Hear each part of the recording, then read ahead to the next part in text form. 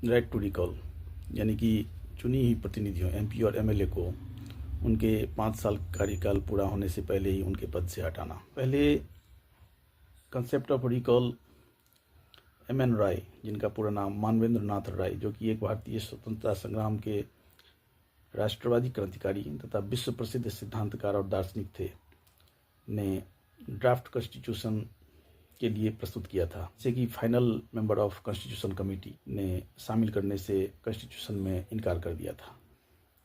उसके बाद से बहुत से प्रोमिनेंट फिगर जैसे कि जयप्रकाश नारायण 1970 में ने इस मुद्दे को उठाया था कि इस कॉन्सेप्ट को संविधान में जोड़ा जाए। यदि जनता को नेताओं को चुनने का अधिकार है तो उसे बुलाने का भी अधिकार, उसको पद से हटाने का भी अधिकार जनता के पास होना चाहिए। आज के समय में राघव चड्ढा जी, जो कि member of parliament upper house यानी कि राज्यसभा में हैं आम आदमी पार्टी के टिकट से, इस मुद्दे को उठाया है कि राइट टू रिकॉल जनता के पास होना चाहिए। चुनाव में वोटिंग से पहले तक हम मालिक होते हैं और वोटिंग के अगले पल से 5 साल तक मजबूर। क्या ये 5 साल का इंतजार सही है भारतीय लोकतंत्र में, या केवल हमारे संविधान की मजबूरी? वोटर के दिल की एक गहरी टिस है। उनका तर्क सीधा और बेहद सटीक है। अगर जनता किसी नेता को चुन सकती है तो काम न करने पर या भ्रष्टाचार में लिप्त होने पर उसे हटाने का भी हक जनता को होना चाहिए।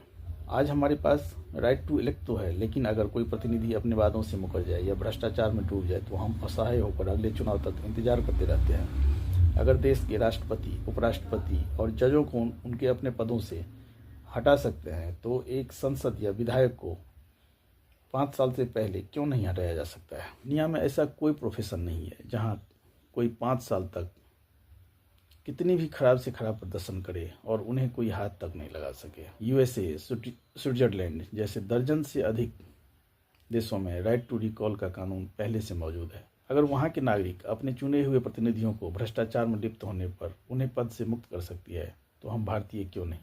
राघव चड्ढा जी ने प्रतिनिधियों को हटाने के संबंध में कुछ तर्क पेश किए हैं, जैसे लॉक इन पीरियड एक होना चाहिए। चुनाव के शुरुआती 18 महीनों तक इसे लागू न किया जाए ताकि नेता को अपना काम साबित करने का मौका मिले। जन समर्थन, कम से कम 35 से 40% लोग वेरीफाइड पेटिशन आवेदन के जरिए इसकी मांग करें। कुछ ठोस आधार भी होना चाहिए।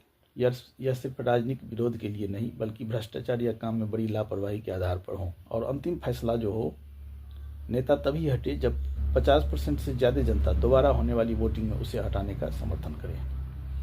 यह कानून नेताओं के मन में डर पैदा करेगा। राजनीतिक दल भ्रष्टाचारी और दागी लोगों को टिकट देने से बचेगी और इस प्रकार अच्छे से अच्छे लोग राजनीति में आएंगे। लोकतंत्र का असली मतलब सिर्फ और सिर्फ वीवीपैट पर बटन दबाना ही नहीं बल्कि उस वोट की ताकत को पूरे 5 साल तक कायम रखना होना चाहिए। वोटर्स को नेताओं को चुनने का अधिकार है तो उसे हटाने का भी अधिकार होना चाहिए। बड़े लेवल पर आज की जनता के बीच में ये बात की जा रही है और समाज में देखा जा रहा है कि जनप्रतिनिधि जब चुन लिए जाते हैं तो उनको जनता से कोई मतलब नहीं होता है, भ्रष्टाचार में लिप्त होते हैं। सड़क यदि बना हुआ है, टूट जाता है, उसको कोई देखने वाला नहीं है। तो ये मुद्दा जो उठाया गया पार्लियामेंट में, गवर्नमेंट को इस पे विचार करना चाहिए और जितना जल्द हो सके ये अधिकार जनता को दे देना चाहिए। तभी हम एक सफल लोकतंत्र की कामना कर सकते हैं।